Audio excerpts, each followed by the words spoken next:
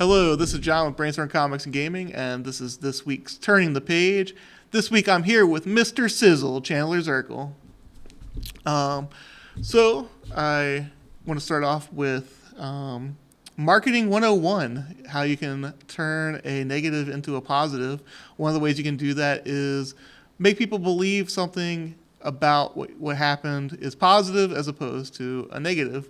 Now, I'm not going to, just to clarify before we go into the first topic, this is all conjecture on my part. I know you and I discussed it, and you think it's probably accurate in terms of what I'm about to say. I just don't want to have anybody go, that's not true. But like I said, these are our opinions and what we think of the matter. Well, let's be less cryptic and talk about what I'm talking about, though. And that is Black Mask had White come out this week, White #1.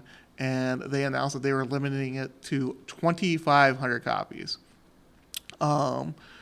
which is a weird thing to do for a first issue. Normally, you want to overprint your first issue.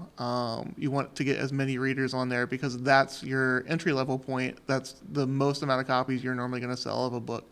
There are exceptions to the rule. Obviously, Walking Dead grew as time went on. I think that had a lot to do with the movie and such, or the TV show and such. But so, to me, it seems like this was used as a marketing ploy. But we'll start with you. What do you think of you can introduce what I said about this if you want. Oh, I mean, they're liars.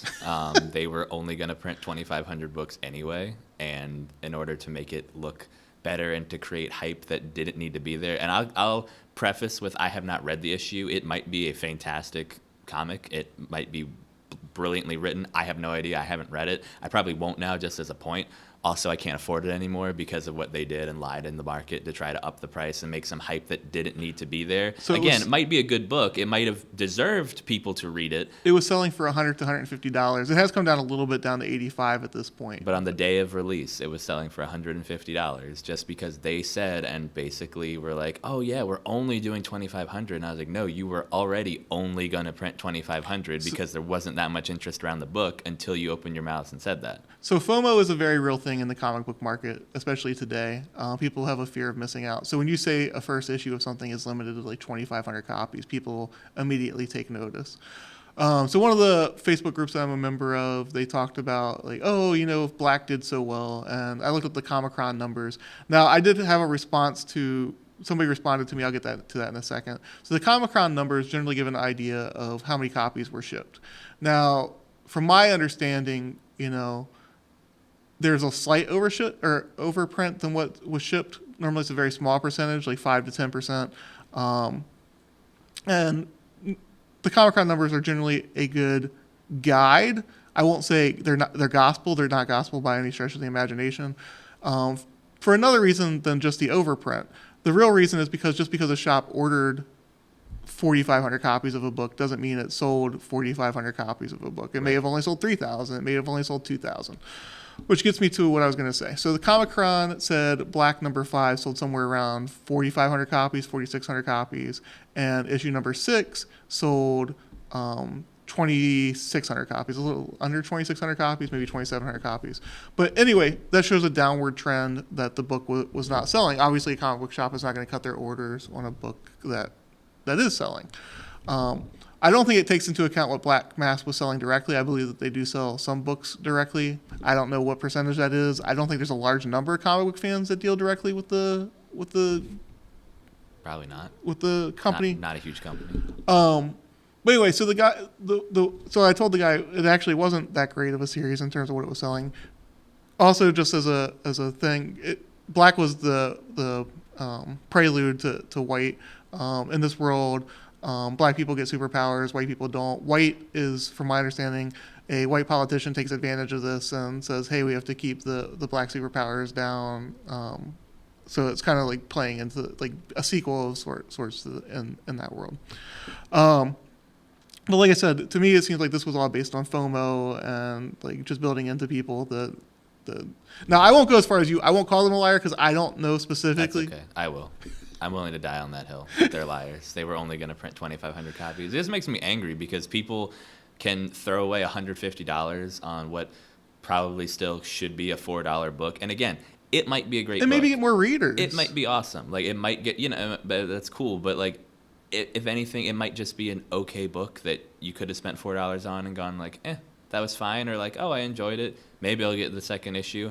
I don't know yet. But in order to cause all this fake hype, to have all these people, and then people who would like to read the book aren't the ones that grab it. It's the other people that want to get that book and sell it on eBay and keep it out of the market from somebody who you would think you would want to cultivate is your readership. They don't get to have the book in the first place because you're taking it out of their hands and putting it into speculators and people like that. Which actually probably hurts your future sales. Right, because the people that would stay with the book are the readers. Once the second, third issue, typically books die down like that, they don't keep that hype even if it is genuine.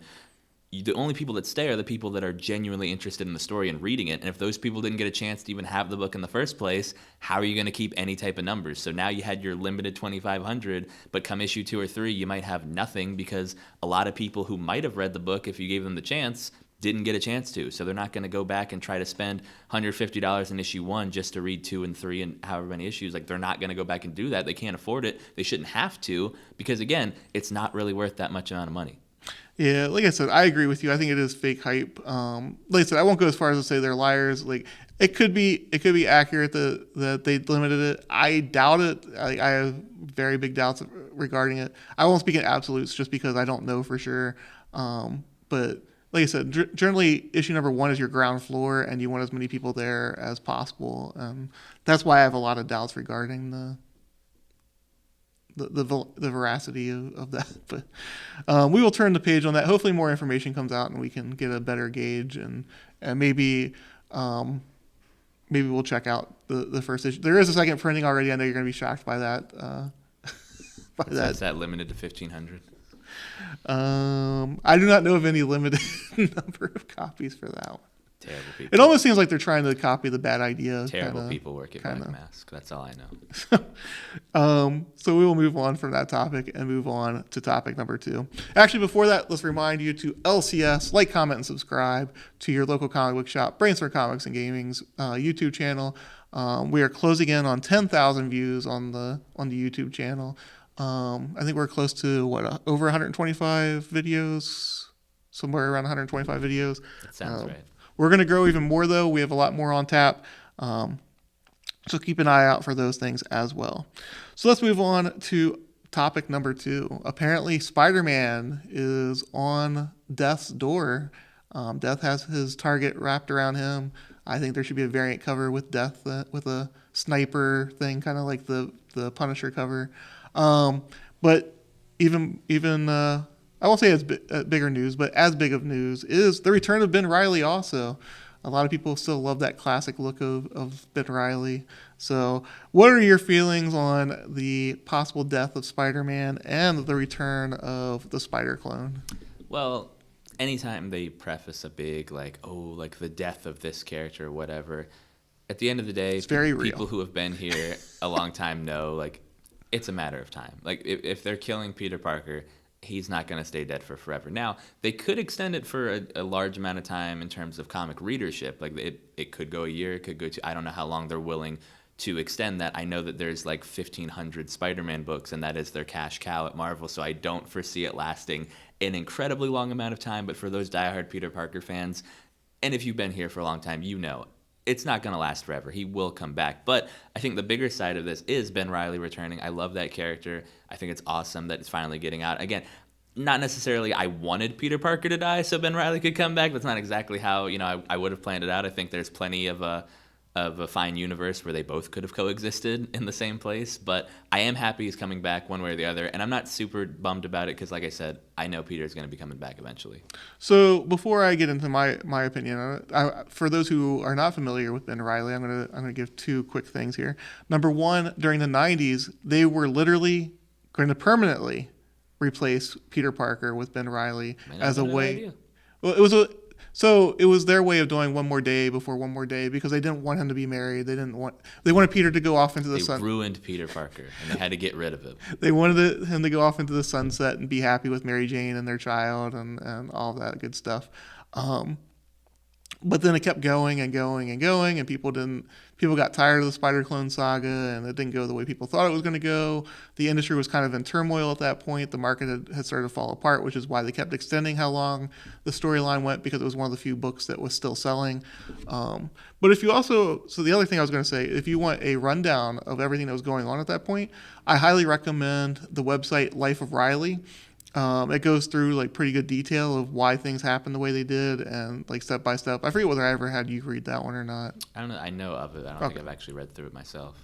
So it's a really good like primer on on Ben Reilly and everything that was going on at that time. Much like you, like I said, or like you said, the death of characters is generally used as a way to garner media attention and some immediate hype. You hope that some of those people stick around afterwards to see. I got into comic books because of the death of Superman. A lot of people, millions of people did at that point. A small percentage stayed. I was one of that small percentage. And you know what they did? They didn't limit the print run of that. They did not limit. They wanted people to stick around. They did not limit the print run of that. No. So the death of Spider-Man probably won't be permanent, like you said, but it'll be interesting to see where they take it. Apparently, there's also a question as to whether this is the real Ben Reilly in the storyline. So it's always a question when you're dealing with clones. Makes it tricky and confusing sometimes, but hopefully it'll be less confusing and more interesting. Yes, it'll be interesting. Also, because they're still dangling that out there with the One More Day storyline, with Mephisto lingering in the background. Right. I hope there's a big payoff. I hope there's a good payoff. I'm interested to see where it goes, because I was there at the beginning when the deal was made. So when J. Michael Straczynski wanted his name off of the story, and like, I don't want any part of this, but I wash my hands clean of this mess. I've told you I don't feel the same way that he does. Well, but a lot of people feel that way. It's not just him. I know, but like I said, I don't think it's going to be permanent, but it could be a very interesting turn for the character in terms of... It's a win-win. Hopefully you get a really good story out of it. Ben Reilly's coming back, and like we said, win-win-win, because eventually Peter Parker will be back. And win again, because, like I said, you normally get a boost of readership, and the hope is that some of those people will stick around. Everybody wins. So we'll turn the page on that one. We will definitely revisit that topic when the event actually happens, so we can give like our opinions on how they did it, like the repercussions of it, and all that good stuff. So before we get into our next topic, we will also remind you that we are Brainstorm Comics and Gaming. We have 2 stores here in Maryland, one in Frederick and one in Walkersville. If you're looking for a day trip kind of event, you may want to go to our downtown Frederick location. They have lots of restaurants down there, lots of cool stores, candy stores, chocolate stores, rock stores, albums, any kind of stores you can think of. Just a fun experience. Music stores, lots of music stores. So like I said, regardless of what you're into, you'll find something down there. And if you have kids, there's also the Dancing Bear and Curious Iguana and all those places.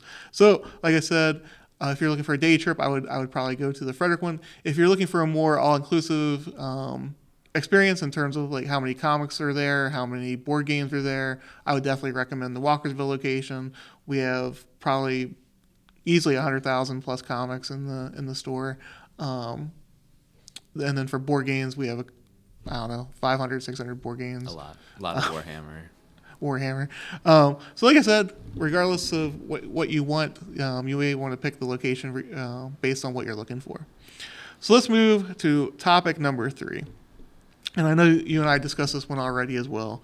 Echo is getting her own miniseries, Echo Phoenix, written by novelist Rebecca Rowanhorse. And the question we have regarding this one is, are outside writers a positive for characters you already have long-term plans for?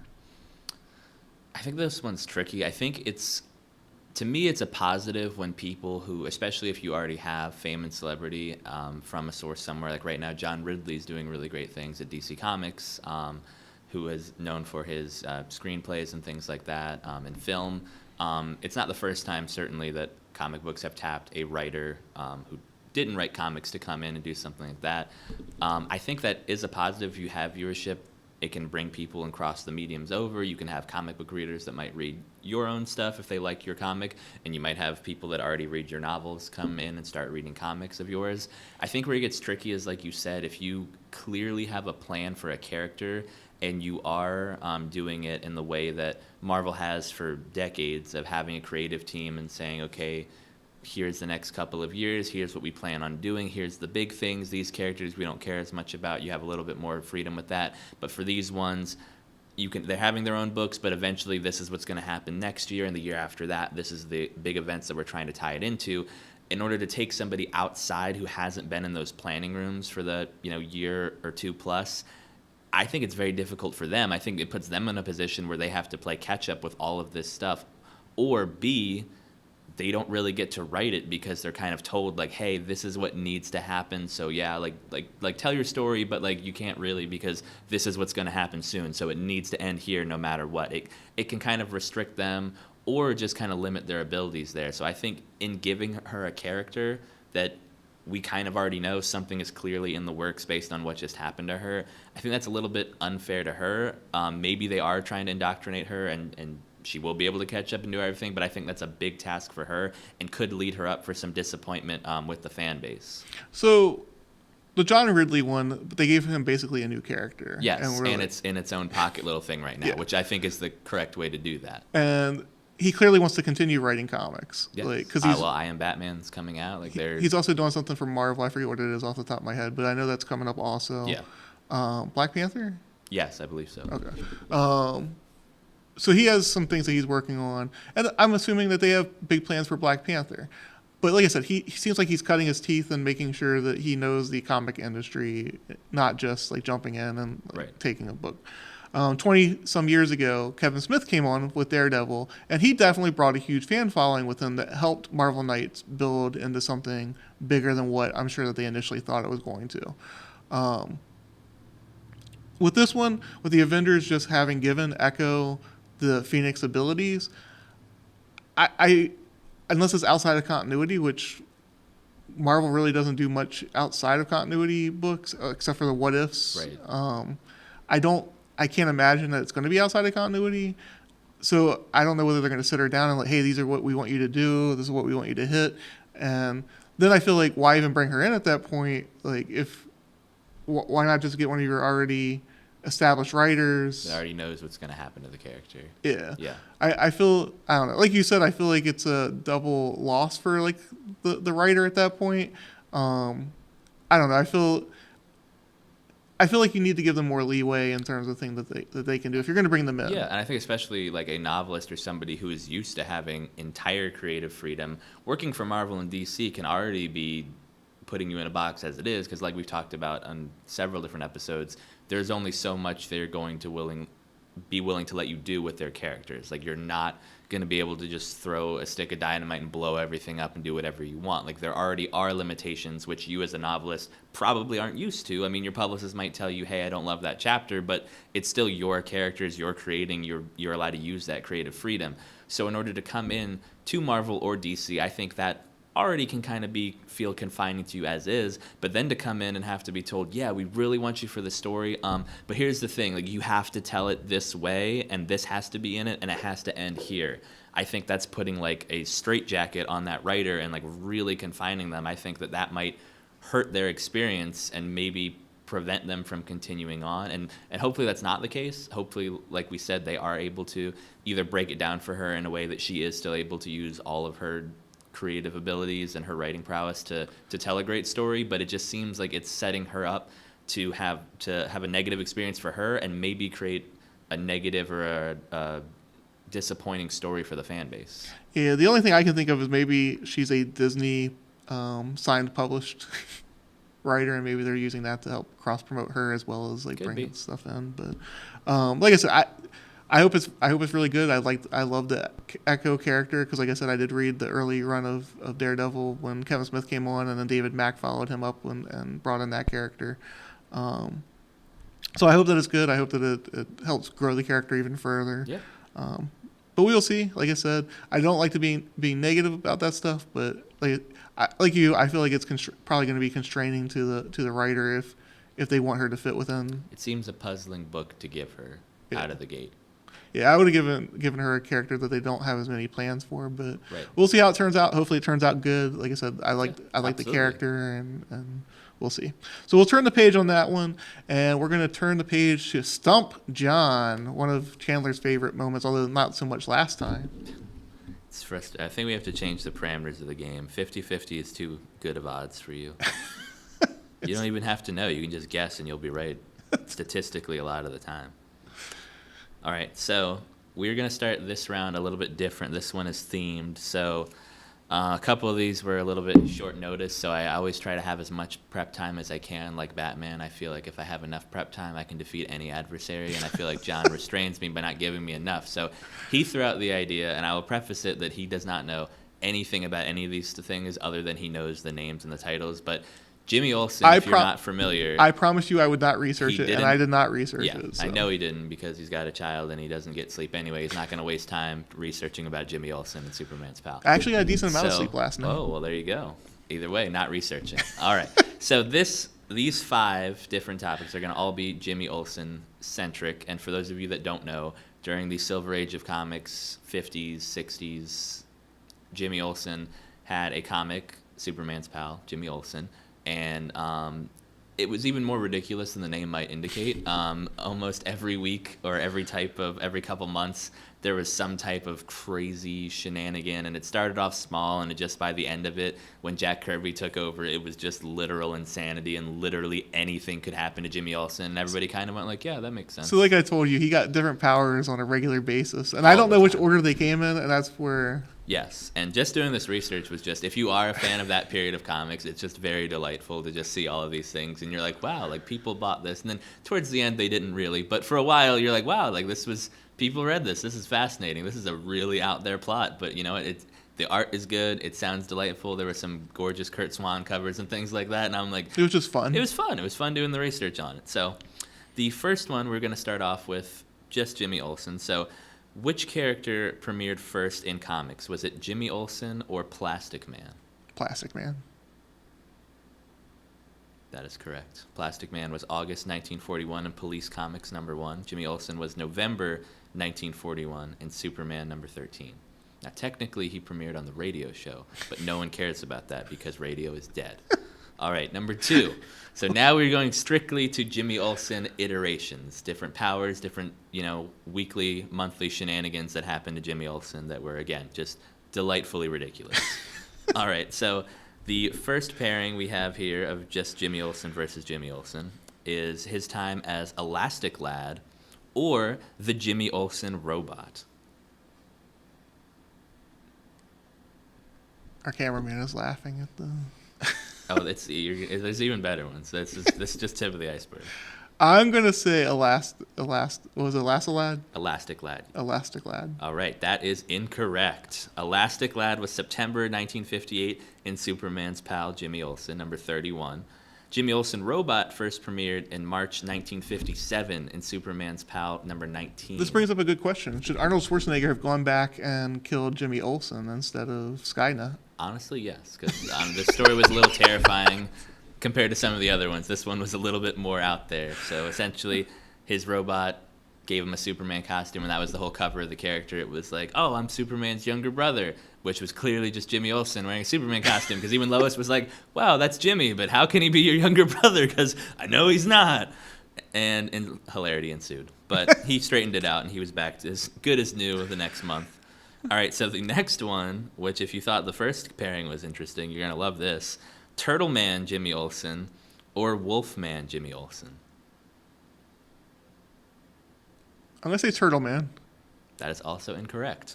Turtle Man premiered in June 1961 in Superman's pal #53. Wolfman Jimmy Olsen premiered in April 1960 in Superman's pal #44. You should know this, John. Remember, obviously, he got himself a bad potion, turned himself into a werewolf, and every full moon, the only thing that could cure him was a kiss from a beautiful girl who naturally all ran away in fear, because why would you kiss a werewolf? And don't worry, Superman's cousin stepped in and took care of it, and Supergirl girl was able to give him a kiss and restore him back to everyone's So favorite. before Jimmy J. Jonah Olsen. Jameson's son turned into Yes, Man Wolf. long before Man Wolf, there was Jimmy Olsen was doing it before it was cool. All right. Maybe he made it cool. Well, they can try. See, Jimmy Olsen's not really cool, but we'll try. All right, number 4. I need the next two to keep my above 50% I average. know. We'll see. All right, so the next one is Flamebird or Steelman Jimmy Olsen. I'm going to say Flamebird. That is correct. Flamebird was January 1963 in Superman number 158. You'll remember Flamebird is a character that originally Dick Grayson took over in like an alternate universe type thing. Superman was paying homage to that, letting Jimmy Olsen be his sidekick, which Jimmy was thrilled about. And Steelman Jimmy Olsen is exactly what it sounds like, and it premiered in Superman's Pal number 93 in June 1966, so a full 3 years later. So you were on the money on that one. All right. This one's the deciding one. Yes, it is. Does Chandler win or does John win? All right. So this one is Alien Jimmy Olsen or Bizarro Jimmy Olsen. I feel like they made everybody Bizarro pretty early on. I'm going to go with Bizarro. That is incorrect. Alien Jimmy Olsen premiered in March 1962 in Superman's Pal number 59. You win this one. Bizarro Jimmy was a full 2 years later in October 1964 in Superman's Pal number 80. You had fun researching all this? I did. It was I encourage everyone to do it because I didn't even, there's way more. I got the bare minimum. We might have to do another round of just Jimmy Olsen because there's a lot out there. I told you that I thought you would enjoy that one. It was fun. Again, you were there were like, some sure. gorgeous Golden Age, Silver Age covers, and it was really fun just reading the ridiculous thing. And you see the cover, and you're like, that doesn't make any sense. And you're like, I have to read the description, and it still doesn't make any sense, but it's a lot of fun reading the descriptions. That period of time was just fun for comics altogether. Oh, yeah. Mostly because the EC stuff had fallen. Like they had come down hard on comics about anything that was even remotely adult. You mean trying to turn the kids to worship Satan? Yeah, they should. How terrible of them. All right, with that, that's our last topic of the day. So thank you for watching. Don't forget to LCS, like, comment, and subscribe to your local comic book shop, Brainstorm Comics and Gaming's YouTube channel, and have a good day. Thank you for watching.